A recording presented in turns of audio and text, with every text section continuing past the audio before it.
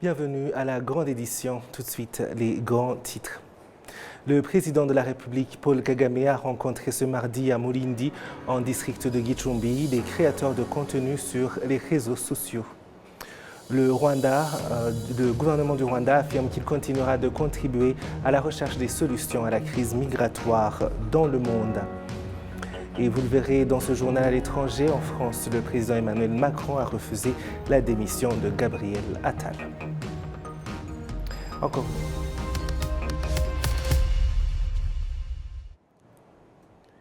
Encore une fois, bienvenue, chers téléspectateurs de la télévision rwandaise. Je suis David Carmel Ingabire et c'est une joie de vous retrouver. Je vous le disais en titre, le président de la République, Paul Kagame, et candidat du Front patriotique rwandais FPR, Inkotanyi, à la présidentielle du 15 juillet, a rencontré ce mardi à Mulindi, en district de Gicumbi, des créateurs de contenu sur les réseaux sociaux et leur a longuement conté l'histoire de la guerre de libération du Rwanda. Kassim Youssouf nous en dit plus. Le président de la République, Paul Kagame, est surtout revenu sur la manière par laquelle l'ex-armée patriotique rwandaise, APR Inkotanyi, a pris le contrôle de Mulindi, qui a par la suite servi de quartier général pour le suivi de toutes les activités du FPR Inkotanyi en général. Le président de la République et candidat du Front patriotique rwandais, FPR Inkotanyi, à sa propre succession à la magistrature suprême du pays, a en outre indiqué que cela les a aidés à mettre les choses au point et sont parvenus à remporter la guerre, même si la situation n'était pas du tout facile. Le président Kagame a fait savoir qu'ils ne se sont pas servis d'autres connaissances supérieures pour remporter la guerre, si ce n'est que l'esprit de se battre pour ce dont on a fondamentalement droit.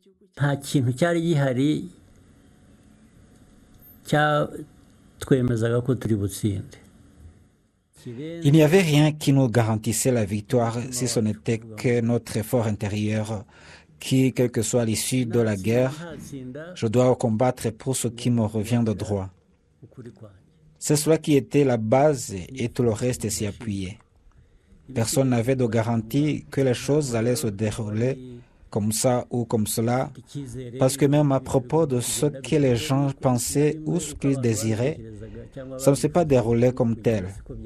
Là où l'on dit quels sont les moyens dont je dispose pour pouvoir affronter ce qui est devant moi et réaliser l'une ou l'autre chose, et que vous avez pourtant deux choses seulement, soit prendre la fuite et sauver ta vie, parce qu'il y a ceux qui l'ont fait et ceux-là sont partis et se sont retirés.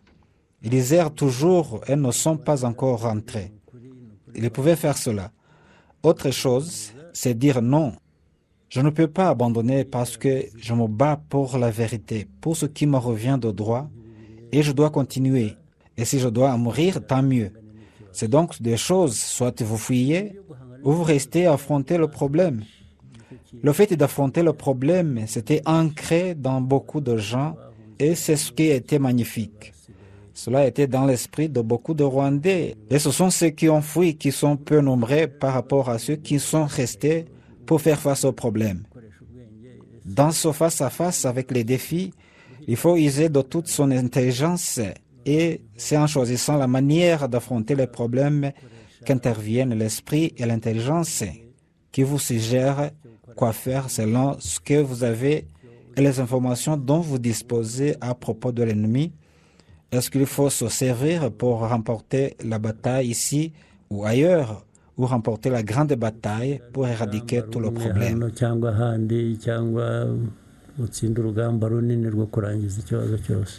Avant de s'entretenir avec le président de la République, Paul Kagame, les créateurs de contenu sur les réseaux sociaux ont d'abord visité le musée de l'histoire de la guerre de libération du pays à Mulindi, dans le district de Gicumbi.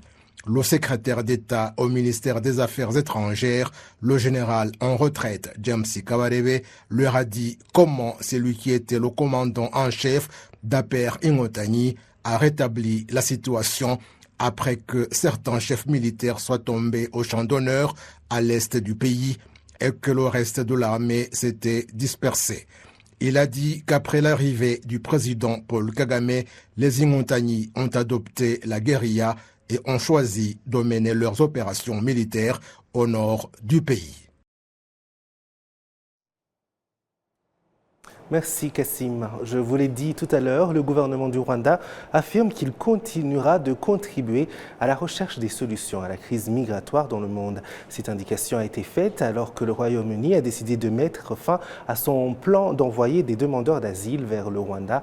Dans un entretien avec la télévision rwandaise, le porte-parole adjoint du gouvernement rwandais, Alain Mukuralinda, a tenu à rappeler que cette décision résulte du choix des Britanniques puisque le Rwanda n'a jamais sollicité d'accueillir ces migrants. Suivez. Je pense que pour répondre à cette question concernant le retrait de l'Angleterre du traité, il faut d'abord remettre les choses dans leur contexte. Il ne faut pas oublier que le Rwanda n'a jamais été demandeur. C'est l'Angleterre qui a demandé à ce que le Rwanda coopère à une solution concernant le problème d'immigration qu'a ce pays. Parce que ce n'est pas parce qu'aujourd'hui ils sont sortis du traité que le problème a été résolu. Donc cela étant conforme à notre culture, consistant à apporter de l'aide à toute personne qui est dans le besoin. Et le Rwanda a accepté de coopérer avec l'Angleterre parce que on a cette expérience, et les Rwandais ont vécu cette expérience de fuir le pays, de revenir, de s'installer. Et puis le Rwanda a également l'a déjà fait d'initiative, sans que personne, sans qu'aucun pays, aucun gouvernement lui ait demandé de le faire. On a accueilli des migrants en provenance de la Libye, on a accueilli des réfugiés en provenance de l'Afghanistan. Dernièrement, on a accueilli des réfugiés en provenance du Soudan. Et actuellement, nous accueillons plus de 120 000 réfugiés sur le territoire rwandais. Donc, pour le Rwanda, ce n'était pas quelque chose d'exceptionnel. Par contre, c'était une façon de participer à la recherche de nouvelles solutions à ce problème d'immigration où les uns profitent des autres. Parce que ceux qui migrent passent par des voies qui mettent leur vie en danger, en traversant le Sahara, en traversant la mer Méditerranée. Donc le Rwanda a trouvé que participer à une nouvelle solution, c'était une bonne chose. Donc le traité a été conclu, le traité a été signé. Comme vous le savez, il y a eu des problèmes, des difficultés parce qu'on a critiqué, on a même fait intervenir les cours et tribunaux, mais au bout du compte, le traité a été confirmé. Et d'ailleurs, le traité a commencé à être mis en exécution. Parce que, comme vous le savez, il y a un budget qui a été alloué et qui a été transféré au Rwanda pour qu'on commence à préparer les endroits où on devait accueillir les migrants provisoirement. Et on a même commencé à construire les maisons où les migrants devaient vivre côte à côte avec les Rwandais d'une façon durable, d'une façon définitive. Donc, jusqu'à aujourd'hui, tout ce qui avait été décidé dans le traité, en ce qui concerne le Rwanda l'a respecté jusqu'à ce que, dernièrement, le nouveau gouvernement du Royaume-Uni décide de mettre fin au traité. Et ce qui est bien, c'est que le traité le prévoyait, la façon dont l'une des parties puisse mettre fin à l'application du traité. Donc, jusqu'à là, vous avez été demanderesse, comme gouvernement du Royaume-Uni. Aujourd'hui, c'est vous qui décidez de mettre fin au traité. Le Rwanda ne fait que constater les faits, ce fait ne fait que constater cette décision et doit la respecter. Concernant l'argent qui a été déjà transféré au Rwanda, premièrement, il faut savoir que cet argent ne dort pas sur un compte à la Banque nationale ou ailleurs. Cet argent a été utilisé. C'est la raison pour laquelle j'ai dit que le traité avait été... on avait commencé à le mettre en application. Ça, c'est un. Deuxièmement, nulle part dans le traité, il n'est stipulé que l'argent doit être remis. Donc, si l'argent devait être remis, retransférés au gouvernement du Royaume-Uni, il faut que cela soit stipulé, soit prévu dans le traité. Ce n'est pas prévu. Jusqu'à preuve du contraire, le gouvernement du Royaume-Uni n'est pas demandeur. Ce gouvernement, on n'a pas entendu dire que voilà, nous sortons du traité et donc l'argent doit être remis. Et puis, le plus important, je pense que, comme je viens de le dire, c'est le traité, mais le Rwanda non plus n'a commis aucune faute en exécutant le traité. Pour qu'il y ait une base, je dirais, ou un point de départ pour dire que voilà, vous n'avez pas respecté le traité, donc vous devez remettre l'argent. Et enfin, c'est le gouvernement du Royaume-Uni qui a mis fin au traité. Ce n'est pas le Rwanda. Comme ce n'était pas un prêt ou qui avait été accordé au Rwanda, c'était de l'argent qui avait été remis au Rwanda pour des actions précises, des actions qui ont été exécutées. Il n'y a aucune raison que cet argent soit remis. Et d'ailleurs, concernant les habitations définitives, il était prévu que les Rwandais allaient vivre ensemble avec les migrants. Aujourd'hui, les migrants ne viennent plus, les Rwandais vont occuper ces maisons. Vous suivez la grande édition sur Rwanda TV. L'ambassadeur du Rwanda auprès des Nations Unies, Rwamucho Ernest, a déclaré au Conseil de sécurité de l'ONU que le Rwanda était préoccupé par le fait que les forces communautaires de la SADC en RDC travaillent avec le groupe armé FDLR qui a commis le génocide contre les Tutsis dans le pays. L'ambassadeur Rwamucho y est revenu hier soir lors des entretiens tenus à New York aux États-Unis au siège de l'ONU. Nous allons suivre la réaction de l'analyste Tite Gatabazi. Le Rwanda n'était pas présent en 1964 lors de la guerre de Kanyarwanda. C'était déjà la persécution des Banyarwanda congolais en 1964. Le Rwanda n'était pas présent quand on a changé les lois, les décrets, les ordonnances sur la nationalité au Zaïre de Mobutu. Le Rwanda n'était pas présent en 1983 quand on a parlé de la petite nationalité.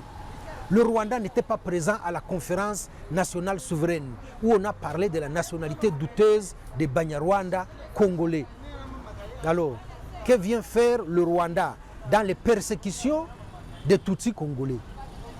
Tous les rapports indiquent que non seulement il y a persécution, il y a un début de génocide, il y a une épuration ethnique en République démocratique du Congo, chez les Hema, chez les Tutsis congolais et chez les Banyamulenge. Et donc, le discours habituel du représentant de Tshisekedi aux Nations Unies, Mouyaya dit la même chose, les relais du pouvoir essayent avec beaucoup de maladresse de nous dire qu'il n'y a pas de problème rwandophone en République démocratique du Congo. Pendant qu'on en est au cannibalisme, ils sont persécutés. Qu'est-ce qu'il dit des réfugiés qui sont en Ouganda et qui sont au Rwanda? Non, pas un mot. Qu'est-ce qu'il dit du processus de Nairobi? Non, pas un mot. On verra plus tard. Quand on leur dit d'aller à Luanda, ils arrivent à Luanda, ils disent « Ah, nous allons démanteler les FDLR ». Qu'est-ce que ça veut dire? Ça veut dire qu'ils sont d'accord qu'ils entretiennent les FDLR, qu'ils savent qui sont les FDLR et qu'ils savent où sont les FDLR. On a sanctionné des officiers congolais qui collaboraient avec les FDLR. Les FDLR, c'est quoi? C'est l'idéologie génocidaire. Les FDLR, c'est la persécution des Tutsis congolais à l'est de la République démocratique du Congo. Et donc, on va laisser l'irresponsabilité et l'irrationalité aux autorités congolaises. Ce n'est pas un problème du Rwanda, c'est un problème de la République démocratique du Congo. On devient réfugié parce qu'on est persécuté. Les Tutsis congolais qui ont fui, qui ont tout abandonné, les familles, les biens, les pâturages, ils ne sont pas contents d'être réfugiés. Il n'y en a pas qu'au Rwanda, il y en a aussi en Ouganda, il y en a probablement en Tanzanie. Et ces gens, ils ont pris leur bagage pour venir se balader au Rwanda pendant 25-30 ans. Non, ça ne fait pas sérieux. Il y a un véritable problème des rwandophones congolais qui ne date pas d'aujourd'hui. Il y a un véritable problème de discours de haine qui est propagé par les autorités congolaises. Il y a un véritable problème d'impunité de ceux-là qui s'en prennent aux Tutsis congolais et qui vivent presque normalement. Ils ont tué, ils vont massacrer, ils vont même brûler des gens vifs. Et il va dire qu'il n'y a pas de problème de Tutsis congolais. Et donc, ce n'est pas le Rwanda qui le dit. Le Rwanda demande à la fois au Congo, le Rwanda demande à la fois aux pays de la région et à la communauté internationale d'ouvrir les yeux, de regarder le problème en face, de l'identifier, de l'analyser et d'y trouver des solutions. Parce que les problèmes qu'il y a à l'est du Congo ont un impact sur le Rwanda. Le Rwanda accueille des réfugiés congolais. Ça a un impact sur le Rwanda. Le Rwanda est menacé par la présence des FDLR à l'est de la République démocratique du Congo. C'est un problème de sécurité du Rwanda. Et donc, que le Rwanda alerte, on ne va pas dire que le Rwanda a des prétextes. Le Rwanda soulève des points cruciaux et les gens essaient de regarder ailleurs. Ce qui n'est pas du tout sérieux, ni de la part du Congo, ni de ceux qui essaient d'emprunter la rhétorique des autorités congolaises. Le Rwanda s'achemine vers la fin de la campagne électorale en vue du scrutin présidentiel et législatif. Jetons un coup d'œil aux campagnes de ce mardi. Ce mardi, le candidat à la présidence de la République du parti FPR Inotani, Paul Kagame, s'est rendu en district de Gicumbi. Un reportage de Patrick Nilidandi. Les habitants du district de Gicumbi, Burera et Ruindo se sont donné rendez-vous ce mardi en district de Gicumbi en vue d'écouter et voir leur champion au prochain scrutin présidentiel du 15 juillet prochain. La dernière sortie du candidat du FPR Inotani avait eu lieu dimanche en district de Nyagatare où les populations de Nyagatare et Kayonza s'étaient rassemblées. Le stade de Gicumbi a réuni les populations venues de Gicumbi, Burera et Ruindo. La population de Gicumbi dit avoir des relations privilégiées avec la famille politique du FPR Inotani, car ce parti avait placé son quartier général et ses forces dénommées APR, Armée patriotique rwandaise, dans cette partie du pays, alors qu'il avait engagé la lutte de libération du pays et ses forces armées ont continué à cohabiter pacifiquement avec la population locale. Dans leur témoignage, les habitants de Gicumbi se sont félicités du progrès atteint par leur région, avec le développement remarquable de l'élevage, l'amélioration de leurs conditions de vie. Ils ont aussi indiqué apprécier le développement des infrastructures, en donnant comme exemple la route Nyagatare-Gicumbi-Bassin, mais aussi celle qui mène à la frontière vers l'Ouganda, à Gatuna. Dans son discours, sous les applaudissements nourris de la population locale, le candidat du FPR Inotani a commencé à saluer les habitants de Gicumbi dans leur dialecte local, en leur remerciant d'être venus aussi nombreux à sa rencontre. Il leur a rappelé qu'ils ont contribué par leur travail au succès actuel du Rwanda 30 ans après la tragédie de 1994. Il a exhorté cette population à continuer à œuvrer pour la sécurité du pays, pilier de tout développement. Le candidat Paul Kagame a expliqué que le progrès reposait sur des idées saines et une gouvernance responsable qui ne laisse personne à côté, ainsi est la voie politique choisie par le FPR. Il a rappelé que les précédents régimes étaient caractérisés par la pauvreté, l'ignorance et la propagation des maladies pendant de nombreuses années. Le candidat du FPR a affirmé que le développement est possible quand, à l'unisson, tout le monde travaille pour le succès collectif. Le candidat Paul Kagame a déclaré que même si ce n'était pas la dernière fois qu'il leur rendait visite, il se souviendra toujours du temps qu'il a passé à leur côté lors de la guerre de libération du pays. Il aura même relevé que si de bonnes choses ont été réalisées, il y a encore beaucoup de choses à faire dans l'avenir. Répondant au slogan de la population, les candidats du FPR a lancé « Nous travaillons toujours au progrès ». Il a répété que les lions restent des lions et ne changent pas, même dans les moments les plus difficiles, même lorsqu'ils sont pourchassés, et qu'ils étaient toujours respectés par leurs adversaires. Paul Kagame les a exhortés à travailler davantage, à poursuivre les efforts pour améliorer leur travail afin de continuer à s'améliorer. Et le candidat du Parti des Verts, Green Party, quant à lui, s'est rendu ce mardi en secteur Nyamabouye du district de Muhanga, en province du Sud. Le docteur Franck Habineza a appelé les habitants de cette partie du pays à voter pour lui à la présidentielle. Encore une fois, Patrick Nilidandi. Les sympathisants du Parti des Verts, Green Party, se sont donné rendez-vous à la gare de Muhanga, en secteur Nyamabouye du district de Muhanga. C'est en province du Sud, en vue d'écouter le programme politique et les manifestes de ce parti. Le membre du Parti des Verts affirme que le district de Muhanga, dans lequel le candidat Franck Habineza est venu faire sa campagne ce mardi, est un district du centre du pays qui couvre presque la moitié du Rwanda. Les principales activités des habitants de ces districts sont le commerce, l'agriculture, l'élevage et l'exploitation minière. Parmi les surnoms partagés du candidat, il y a Kimalanzara, traduisez celui qui lutte contre la faim, Imalagayinda, traduisez celui qui apaise le chagrin ou la douleur. Et les sympathisants du Parti des Verts, Green Party, veulent ajouter le titre de président de la République à leur champion. Ils demandent par conséquent à la population locale de lui faire confiance en lui confiant la destinée du pays, en faisant de lui le président du Rwanda le 15 juillet prochain. Le secrétaire général du Parti des Verts, Green Party, Nizeyimana Jean-Claude, affirme que son parti n'a qu'un seul objectif, celui de construire le pays et non de le détruire.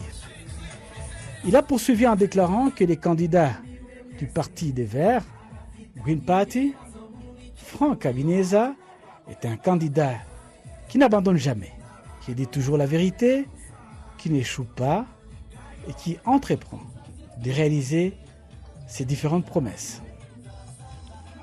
Le candidat Franck Habineza est originaire de ce district de Muhanga par son père qui en est originaire. Dans son discours, le candidat Franck Habineza a déclaré à la population qu'il était heureux d'être dans ce district de Muhanga, ce district d'où est originaire son père. Il a indiqué vouloir développer davantage le commerce de pierres précieuses, l'une des principales activités de cette partie du pays, avec l'exploitation des pierres précieuses, en développant notamment, en améliorant les techniques d'exploitation, mais aussi la création d'usines qui traitent des pierres, ce qui contribuera à créer plus d'emplois dans la communauté. Le candidat Franck Habineza a aussi évoqué les problèmes sociaux, notamment la résolution des défis liés à l'expropriation des terres, surtout lorsque la population est appelée à être délocalisée suite à la construction d'infrastructures d'intérêt public. Il a indiqué la nécessité de leur trouver des compensations, mais aussi de le faire à des délais acceptables. Le candidat indépendant au poste du président de la République, Maïmana Philippe, a animé ce mardi une conférence de presse qui s'est focalisée sur sa campagne électorale au présidentiel du 15 juin prochain. Il est revenu notamment sur les 50 points qui constituent la charpente de son projet de société qu'il a présenté à la population depuis le début des activités de la campagne électorale 2024. Suivez ici le candidat indépendant, Maïmana Philippe. Donc mon premier message est d'expliquer comment j'ai pris la décision, qu'est-ce qui me motive à devenir politicien et aussi à poser ma candidature pour un si haut niveau donc dans la fonction publique. J'ai toujours été entrepreneur sans me négliger. Donc, j'ai eu cette chance qu'avec peu de moyens, j'ai réussi à donner de grandes propositions. Donc, avec peu de moyens, qu'est-ce que je cherche à apporter à mon pays? Donc, c'est-à-dire le peu de moyens, c'est dire qu'un indépendant, c'est peu de moyens, bien sûr. Mais ce que je propose, c'est que les Rwandais, à travers ma participation dans cette activité électorale, démocratique, ils comprennent que je donne l'exemple à la génération pour qu'on passe de l'histoire politique du Rwanda où le pouvoir vient de façon innée, de façon héréditaire. Il faut que mon combat soit compris sincèrement. C'est pour donner un exemple que, en militant, en mettant un projet politique devant, on peut bénéficier des votes de la population. Si jusqu'à aujourd'hui, la population vote insuffisamment à ma candidature, je souhaite que cela s'améliore, pour que demain, mon vote exprime ceci. Je voudrais que mon vote exprime que les Rwandais, finalement, adhèrent à l'idée que la démocratie, c'est notre style de gouvernement. Et on entre dans la politique, dans le gouvernement, en ayant présenté un projet. C'est pour ça que vous voyez, j'admire même que tous les candidats qui sont en compétition, ils fournissent les mêmes efforts que moi. On présente le projet. Donc, je suis fier de présenter le projet, mais mon premier projet, c'est cela que j'ai sur la mentalité démocratique de mon peuple. Je ne me débat pas pour mon intérêt personnel. Je me débat pour que mon peuple sache qu'est-ce qu'on fait demain. Aujourd'hui, ça est en train d'évoluer.